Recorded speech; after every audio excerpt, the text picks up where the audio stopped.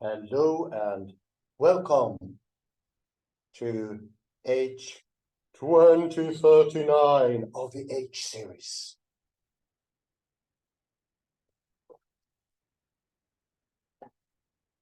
I will today start a new article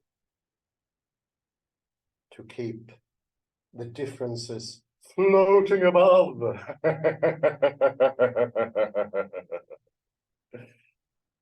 This is an article by Dr. Tom McClelland.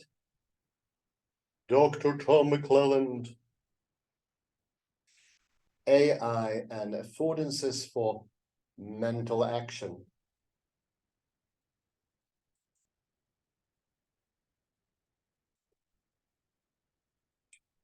This is to be compared to what previously mentioned about fractality, fractal geometry, and AI.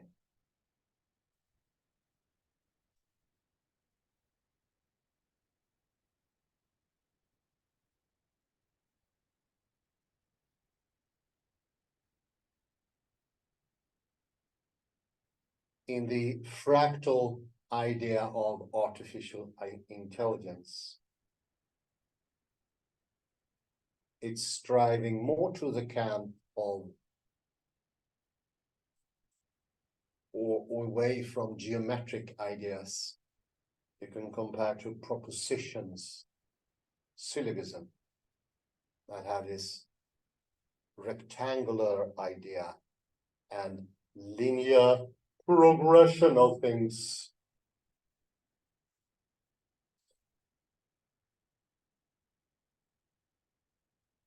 The misconception that you can go right or left, up and down, and in all sorts of directionality.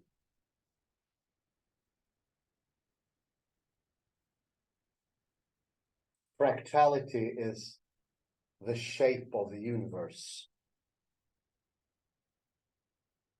Affordances could be seen as the shape of what we do, what it is to be human.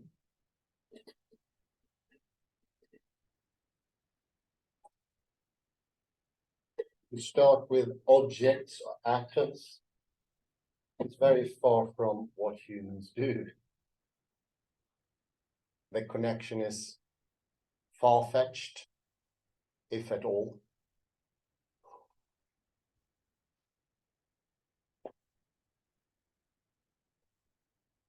It doesn't cut to the chase.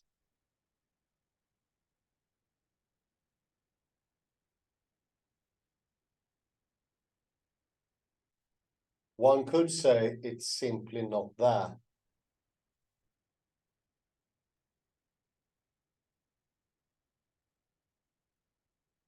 It's not in on the matter.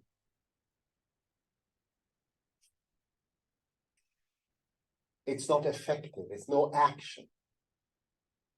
To also be compared with Wittgenstein. Stage setting, Wittgenstein's stage setting.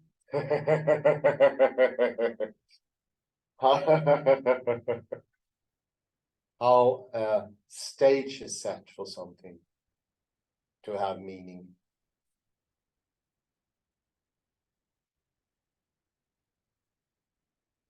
Meaning is obviously the criterion for doing something, or the action aspect.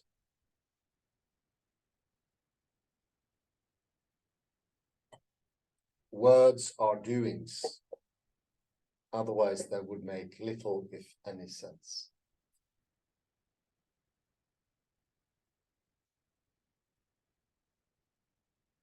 The early Wittgenstein in his Tractatus was under the spell of that misconception, under that very misconception of a static world simply out there.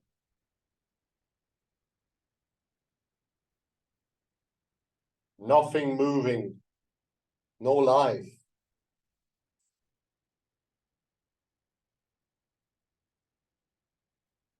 No anima. Absolutely still. Still, I'm doing nothing.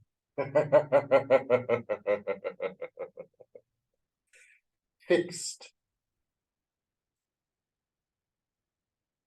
And as we also mentioned from the lectures of Ian Gilchrist's book, The Matter with Things.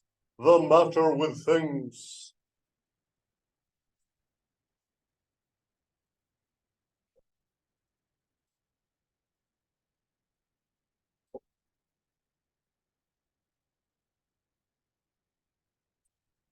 One could also see this as the flow.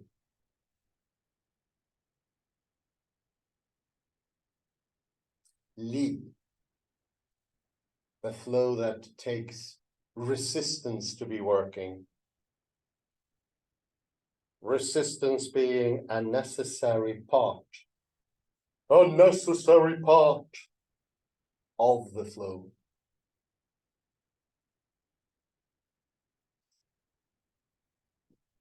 Without resistance, no flow.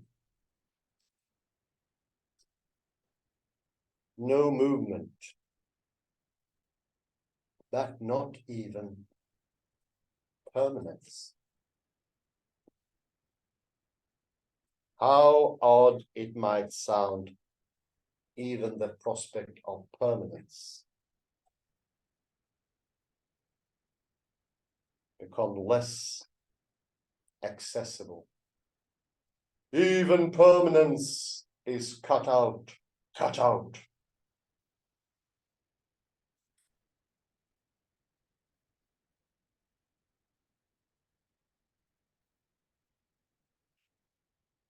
No longer accessible to us. No longer accessible.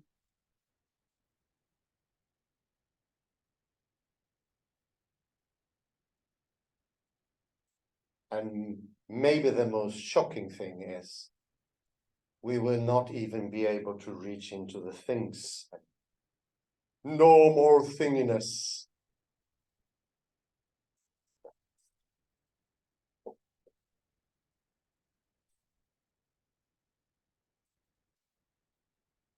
No more thinginess.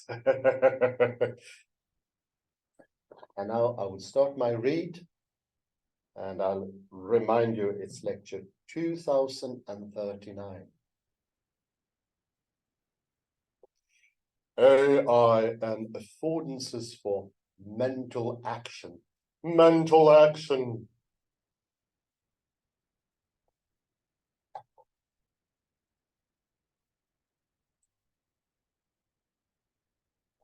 By Dr. Tom McClelland. McClelland. McClelland.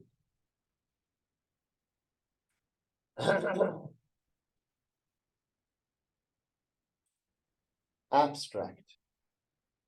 To perceive an affordance is to perceive an object or situation as presenting an opportunity for action.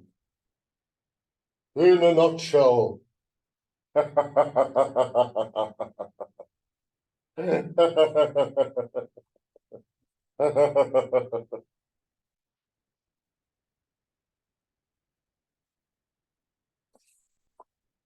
concept of affordances has been taken up across wide range of disciplines, including AI.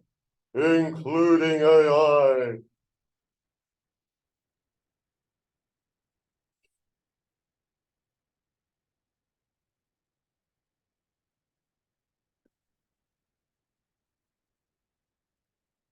I explore an interesting extension of the concept of affordances in robotics. In robotics, in robotics.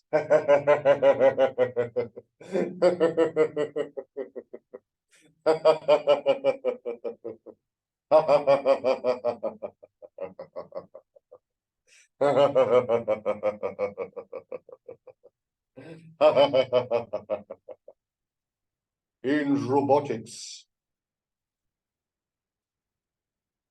among the affordances that artificial systems have been engineered to detect are affordances to deliberate.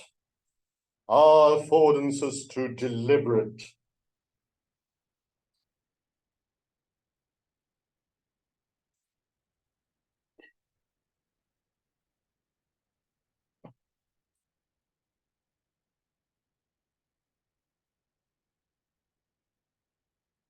Affordances to deliberate. In psychology, affordances are typically limited to bodily action.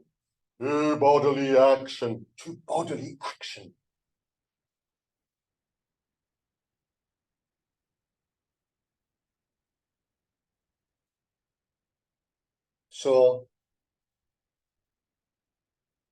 So there, it is noteworthy that AI researchers have found it helpful to extend the concept to encompass mental actions.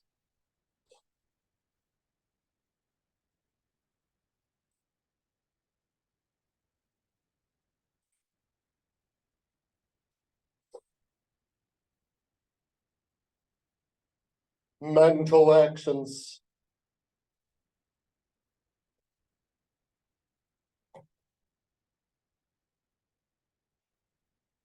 I propose that psychologists can learn from this extension. That they can learn from this extension.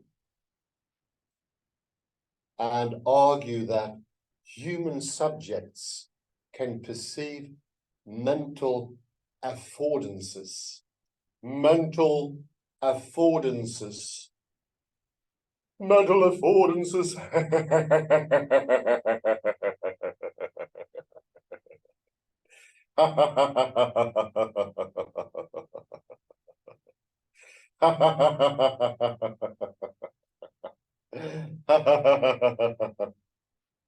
Such as affordances to attempt, affordances to imagine, and affordances to count. To count. To count or not to count? That is the question. To count or not count? That is the question. That is the tremendous question.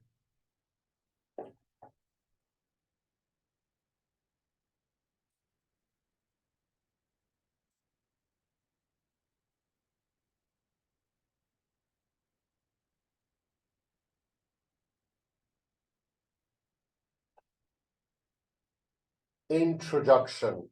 Introduction. The relationship between behavioral psychology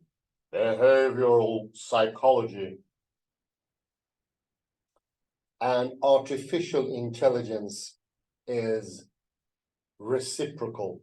Reciprocal. It is reciprocal.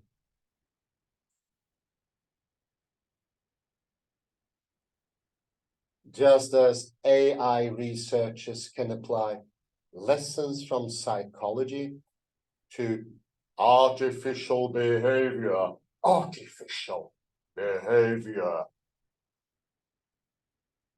Psychologists can apply lessons from AI to human behavior.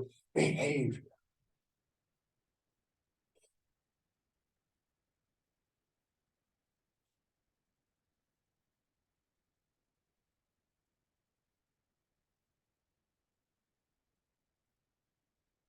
In some cases, these interactions will have a cyclic structure. A cyclic structure. A cyclic. With one discipline inspiring new ideas in the other. In the other. In the other.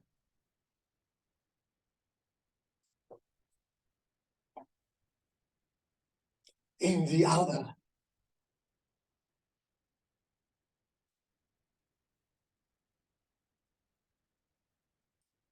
Then those ideas in turn being taken up by the original discipline. By the original discipline.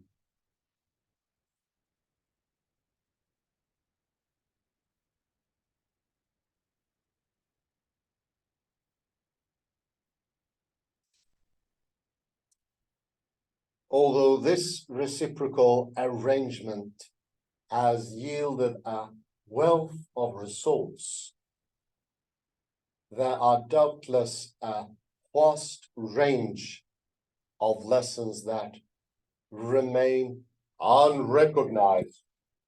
Remain unrecognized. Remain unrecognized.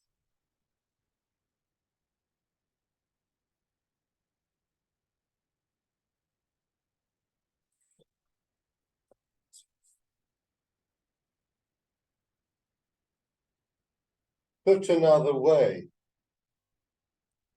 there are surely insights into each discipline, that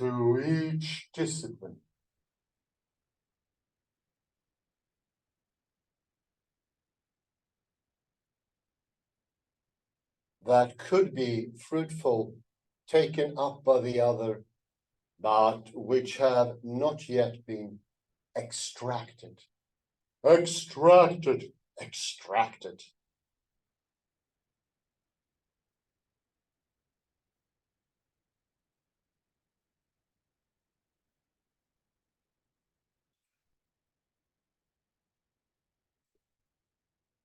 My aim in this paper is to extract one such lesson from AI and to present some proposals about how it might be applied to human behavior. To human behavior.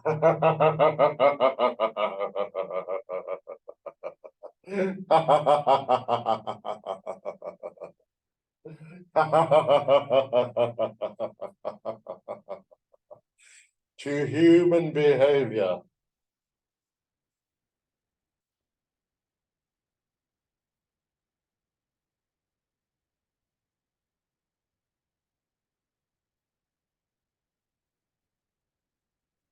I start with an insight from psychology. Psychology.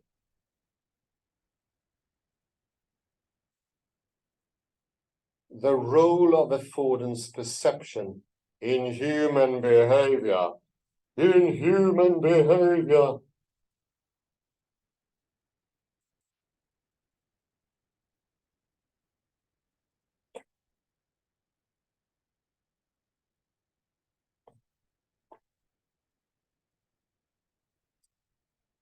And consider how this insight has stimulated new ideas in artificial intelligence. New ideas in artificial intelligence.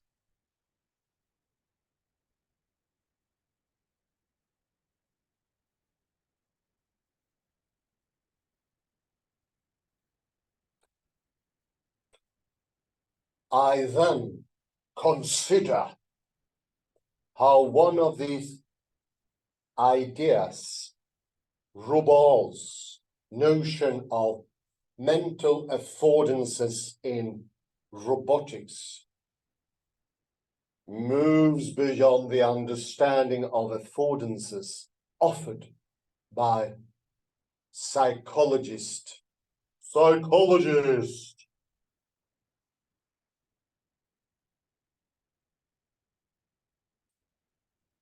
Finally, I explore how the notion of mental affordances might be applied in human psychology,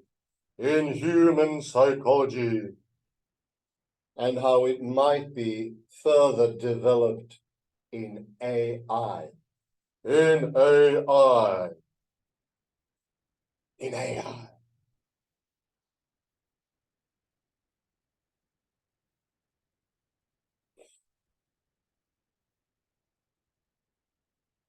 Two, applying affordance theory to AI.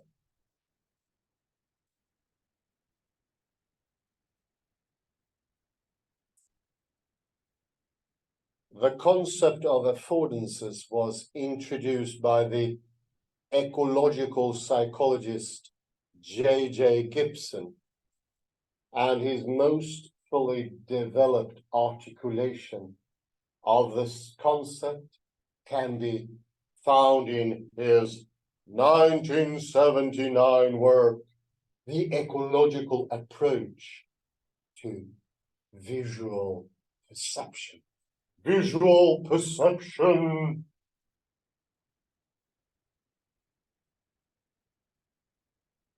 Visual perception.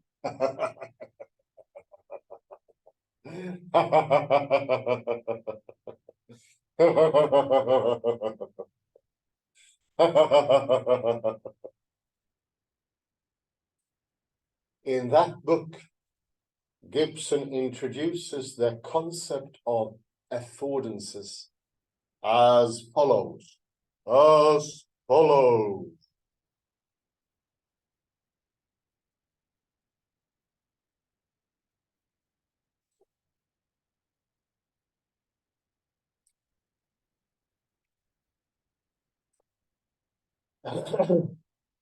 The affordances of the environment are what it offers to the animal, what it provides or furnishes, either for good or ill. Either for good or ill. Or ill.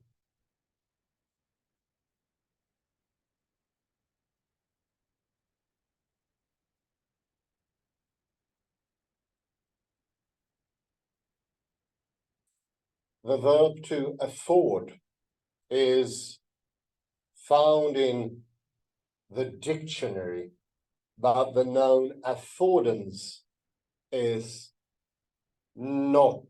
Is not.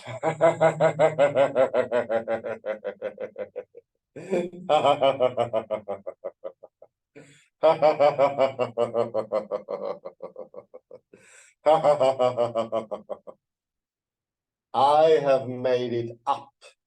Oh dear.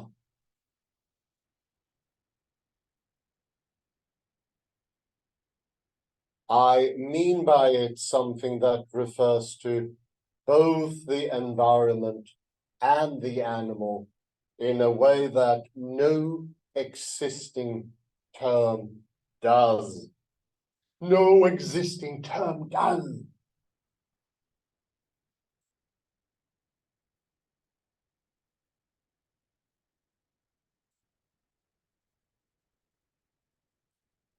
It implies the complementarity of the animal and the environment. And the environment.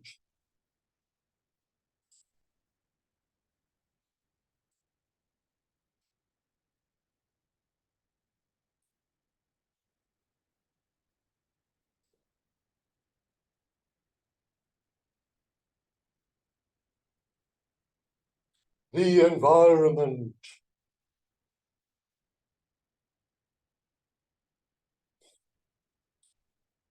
Classic cases of affordances are those pertaining to basic bodily actions, such as walking, gripping, or catching. Catching. Catching.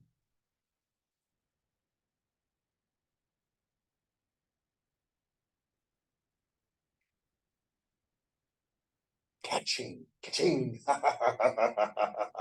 catching.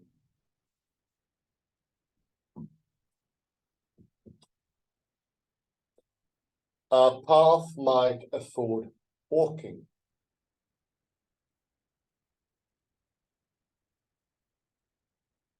A stick might afford gripping, and a ball might afford catching. Catching, catching.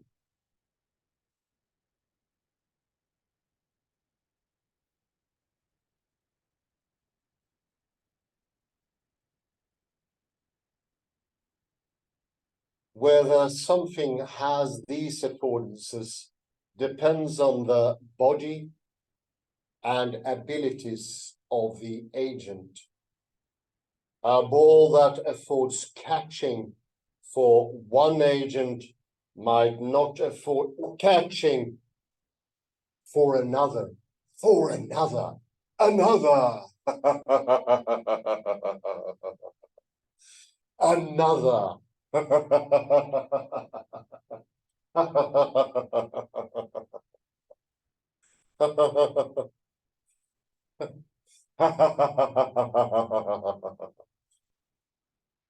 At the heart of the concept of affordances is a specific understanding of the relationship between action and perception.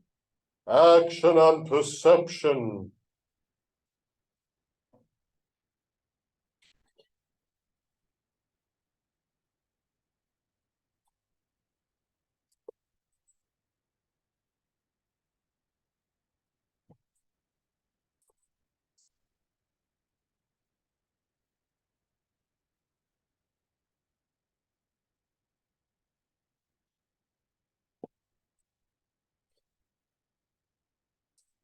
Gibson's key theoretical claim is that agents do not perceive an action-neutral environment and then infer what actions are available to them in an environment.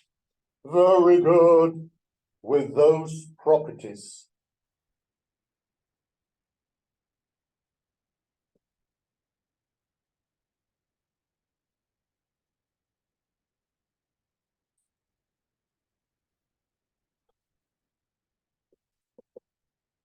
instead, agents can simply perceive opportunities for action.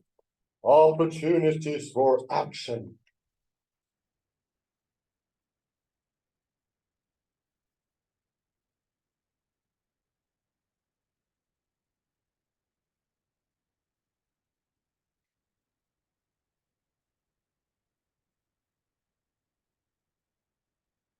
For Gibson, this claim was part of a radical understanding of behavior, according to which internal processes are unnecessary for perception. As for the transition from perception to action, to action, to action.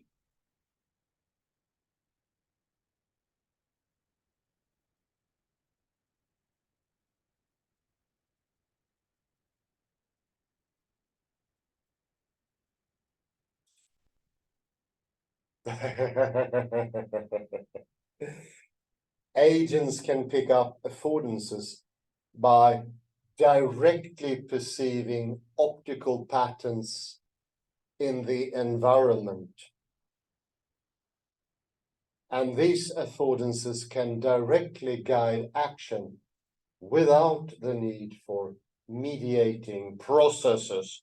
Without the need for mediating processes.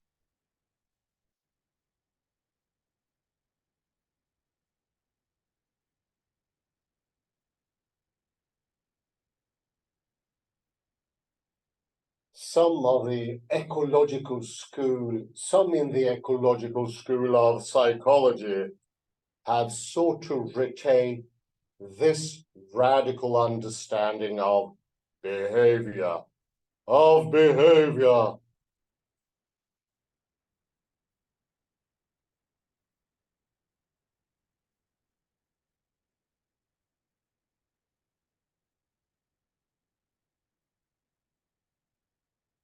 However, the majority of those who have taken up Gibson's concept of affordances have left these bolder claims behind.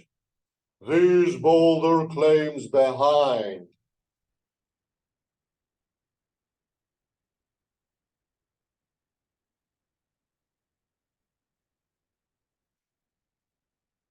AI is no exception to this. AI is no exception to this.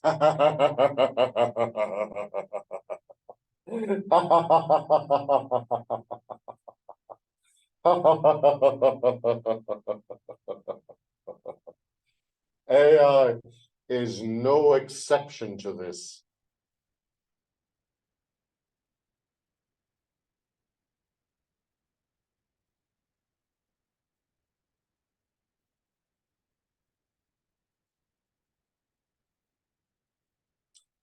Horton et al. Note that AI researchers understand affordance perception in terms of internal representations of opportunities for action, a concession to dualism that Gibson would doubtless have resisted.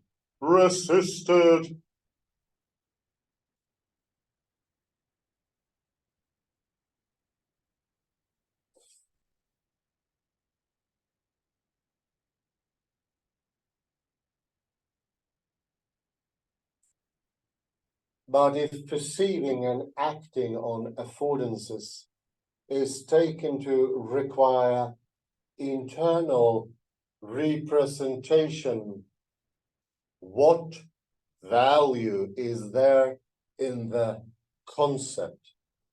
What value is there in the concept? In the concept.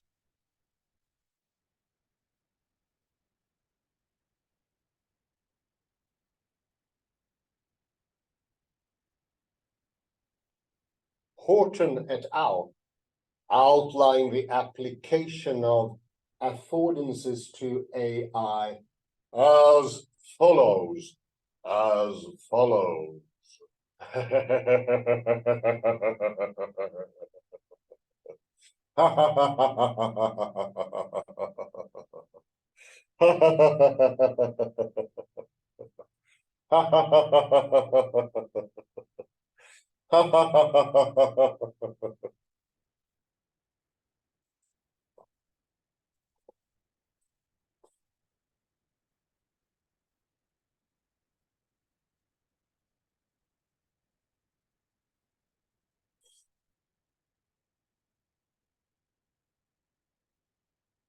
In designing artificial agents, several successful patents for control and coordination of perception and action have emerged.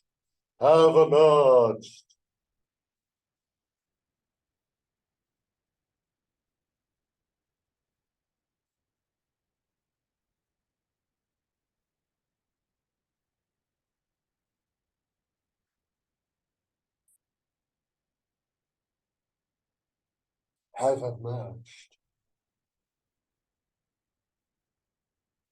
Some of these approaches share an important characteristic, a clear emphasis on utilizing the environment and the agent's interaction with it to reduce the complexity of representation and reasoning.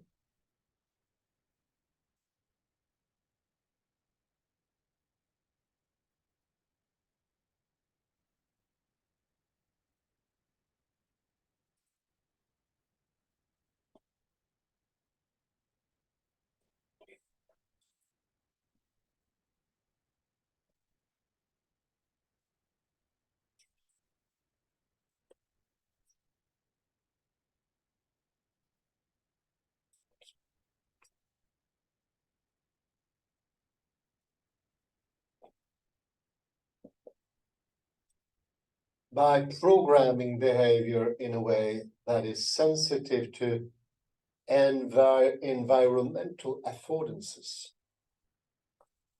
One can thus minimize the need for internal representations.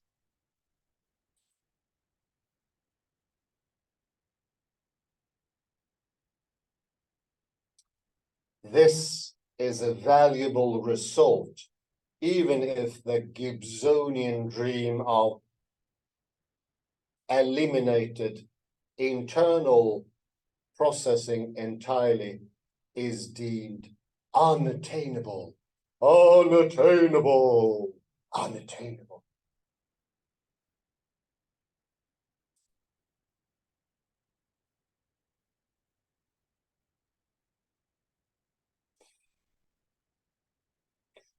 An especially interesting consequence of affordance-based programming is that agents with such programming engage in exploratory behavior.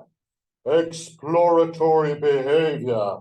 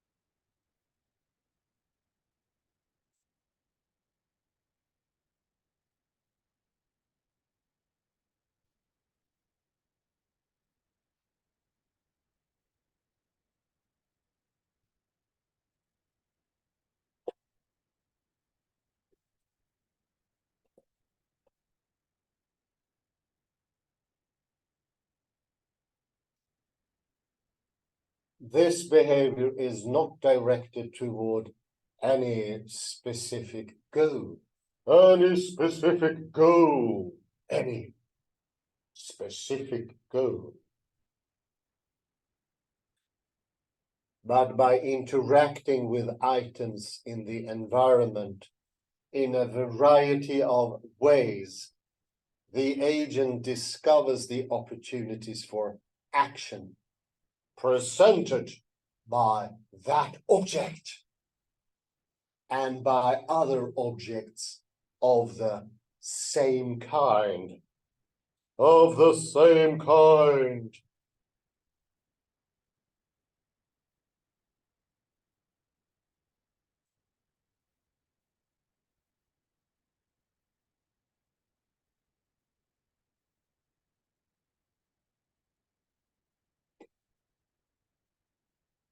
Stoichev, for instance, offers a distinctive approach to learning in robotics that involves the robot engaging in random dabbling behavior toward a presented tool.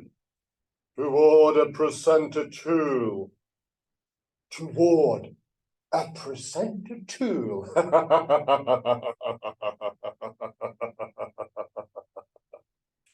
To a presented tool.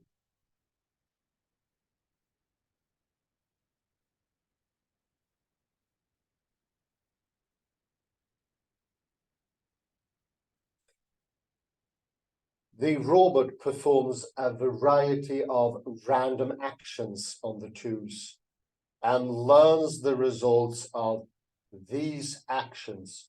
Of these actions.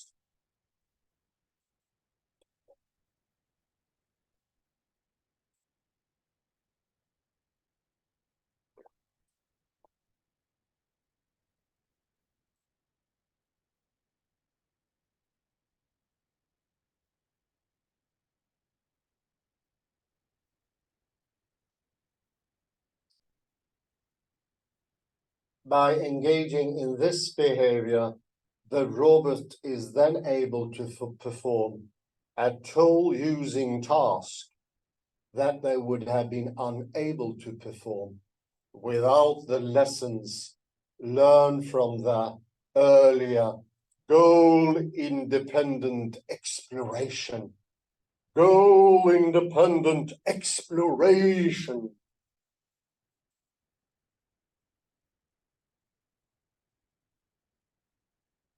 Exploration.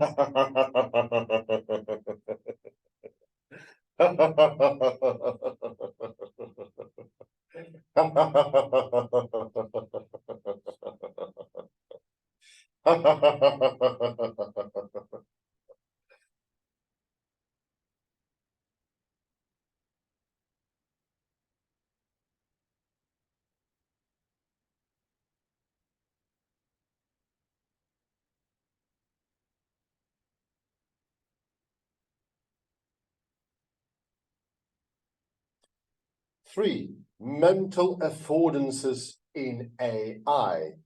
In AI.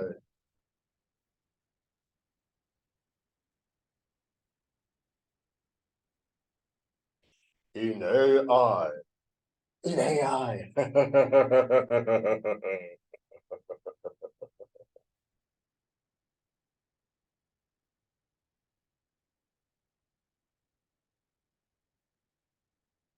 Three, mental affordances in AI. Mental affordances in AI.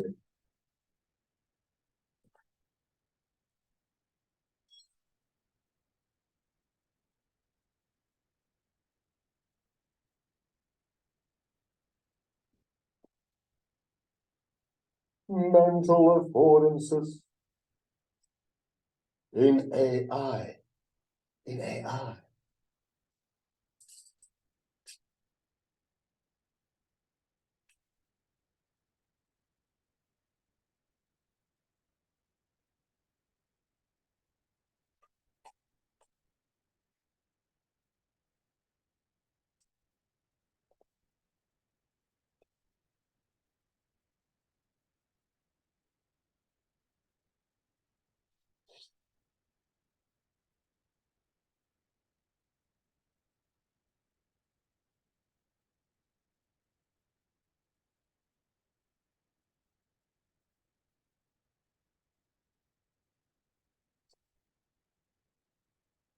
The affordances discussed by Gibson and by the vast majority of those who have picked up on this on his term,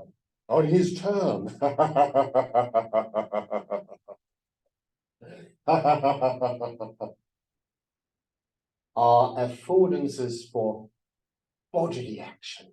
For bodily action.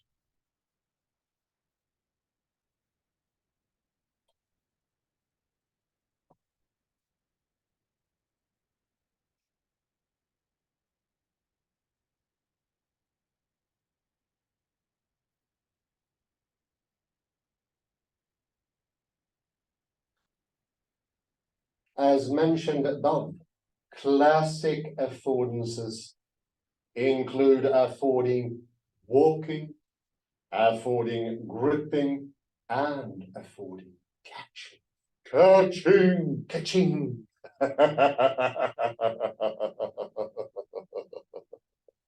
Catching.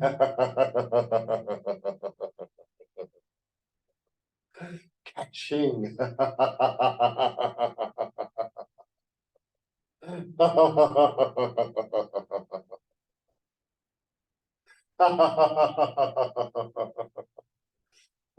Sorry.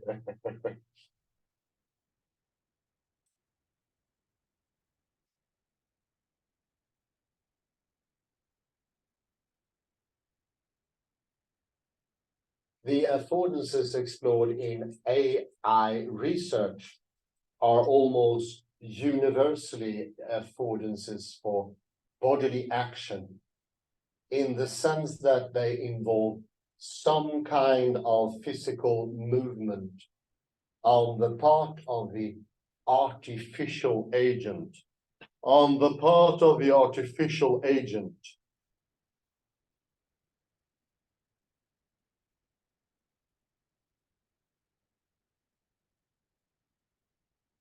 whether it be a virtual movement in a simulation or actual movement through an artificial body,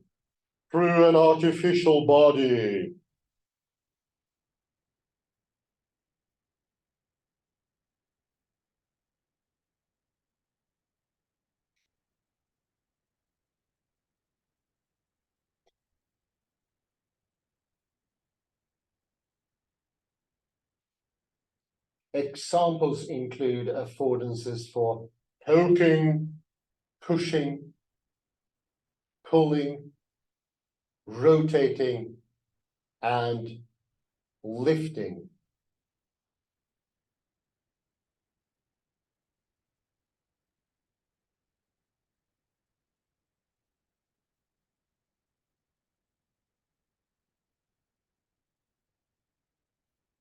However, in a small number of cases, AI researchers talk about affordances for mental action. Consider the following passage from Rubel and Moratz. Rubel and Moratz.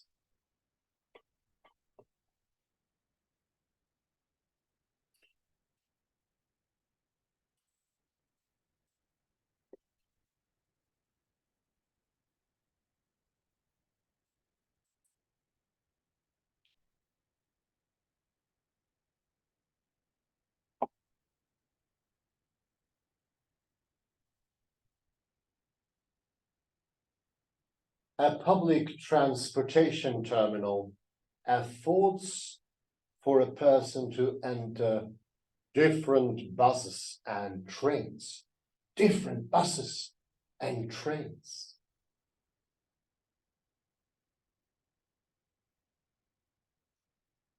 It also affords to buy tickets or make a phone call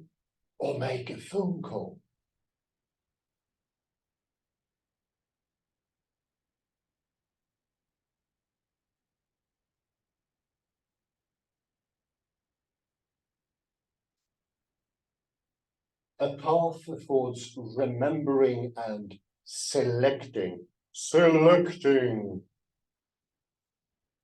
A decision point affords orientating and deciding, etc. etc.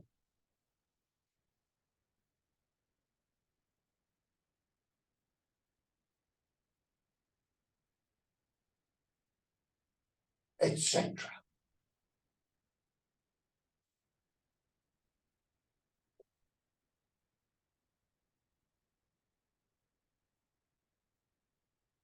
In general, such situations offer for the person the mental affordance of deciding which of the perceived affordances to utilize according to her goal.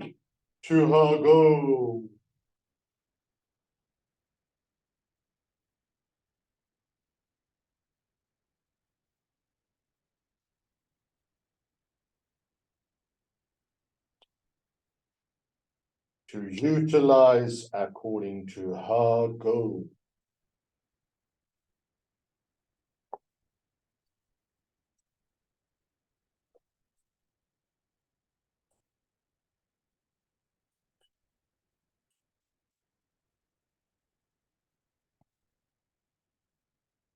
Some of the affordances cited in this passage are affordances for bodily actions, such as the bodily act of getting on a specific bus.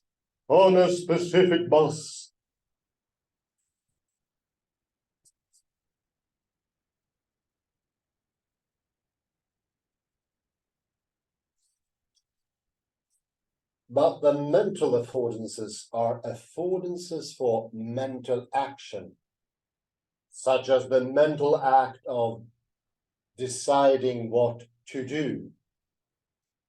To do. And I think I put a stop there to 2039.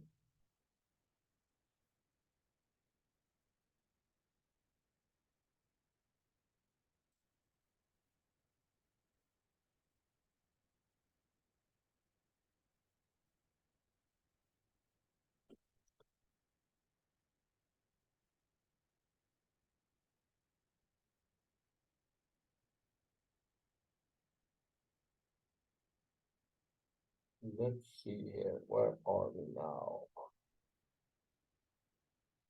374.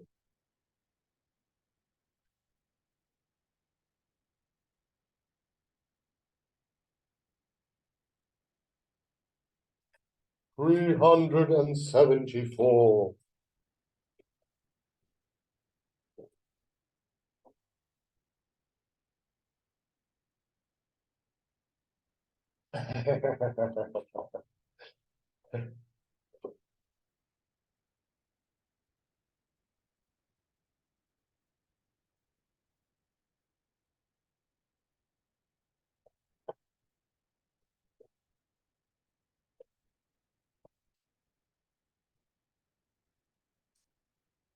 I'll go for some quotes here, and what we have say here, I think the ghost here is classical physics that reinforced the Greek idea of stasis, friction, absolute borders between subject and object, impenetrable,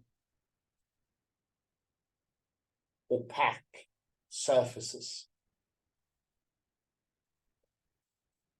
that makes movement something of an impossibility.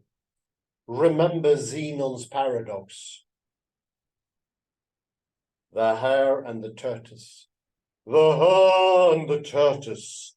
Remember it.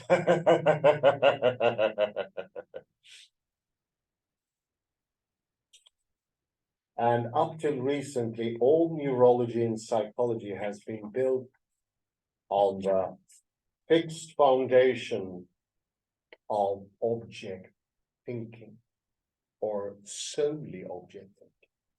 I will argue for that objects do not really exist as static things. They become neither permanent nor moving, neither usable or observable. Remember quantum mechanics. In the bottom, there is action, the action of active observation. This is already in the abstract of page 372.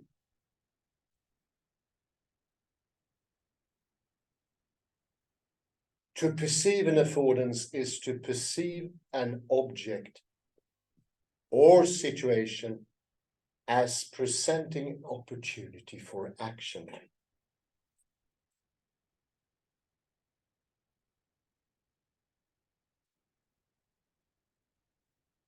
Wittgenstein was so clearly pointing to the fact, to the understanding that at the bottom there is some sort of active criterion, an action. You do not only verbs and adverbs, you do the adjectives and the nouns as well. We're being caught up in aesthetics. Even in neurology, they're examining corpses. After they're dead, they make no sense at all. It doesn't bring any understanding, knowledge, or very little. It brings an understanding of stasis. And I would say that defies a broader expanded sensing. That brings forward that you can actually get it. You can come to understanding.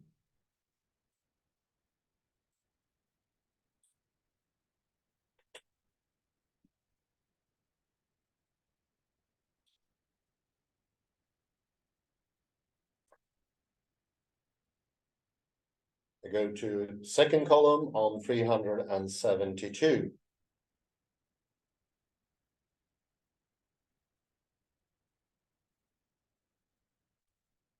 Gibson's key theoretical claim is that agents do not perceive an action-neutral environment, then infer what actions are available to them in an environment with those properties. No, that makes little, if any, sense at all. None. No sense at all.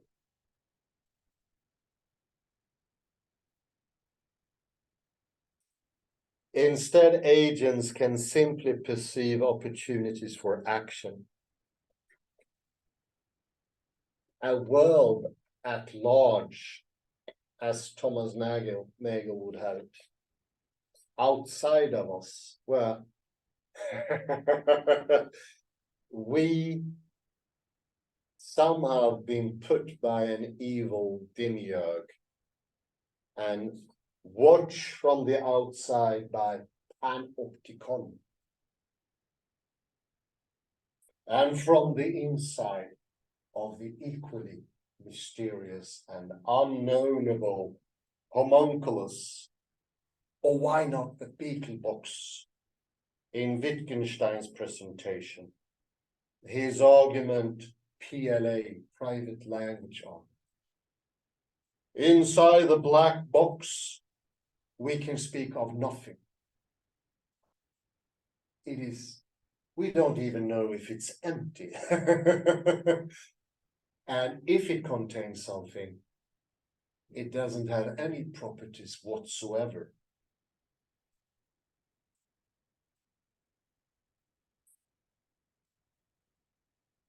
Classical physics is nonsensical. Wittgenstein in his, Newton in his Principia could not even write about what time was. He mentioned in the introduction to Principia that that was the most important question. But in the hundreds and hundreds of pages in the Principia, he never, ever touches it. Not with a single phrase. The classical Zeno model of reality leaves you with no understanding. Oh, very little. The Gibsonian affordances are, I'd say, a great step into the direction of understanding.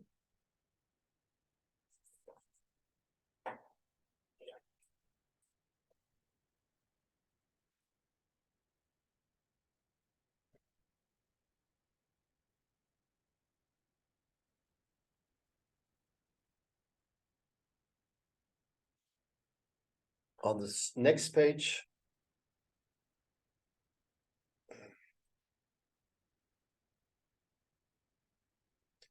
down on the page,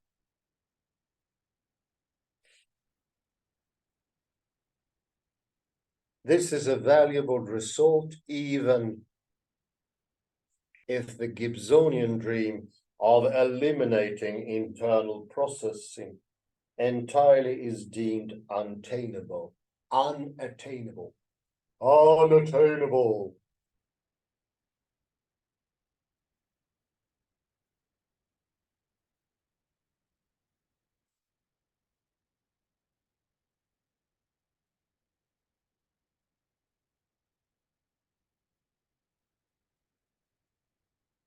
unattainable.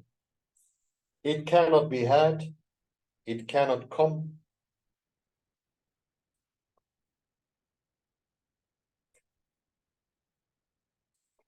And this is, I think, pointed to the importance of realizing that affordances are also on the mental side.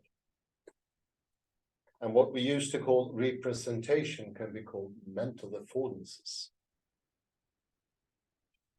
And I say mental representations equally makes no sense. Remember the Scarabee box. Remember the Beetle box. What they were would make no sense, and it makes even less sense to point to the neurons, dissect them, putting them out of their context. You cannot find anything about our behavior in the brain or anything like that. You can have certain indications of states, but only when you know all the criterions. Like an elevated pulse is pointing to possibly anger, but also love, happiness, joy, all sorts of things.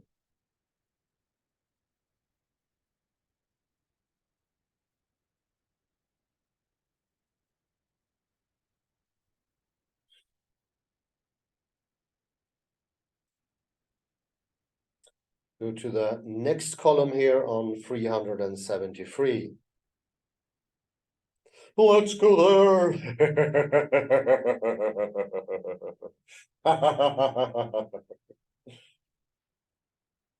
In general, such situations offer for the person the mental affordance of deciding which of the perceived affordances to utilize according to her goal. I think that can be done without representations of objects in the homunculus or in the Scarabee box.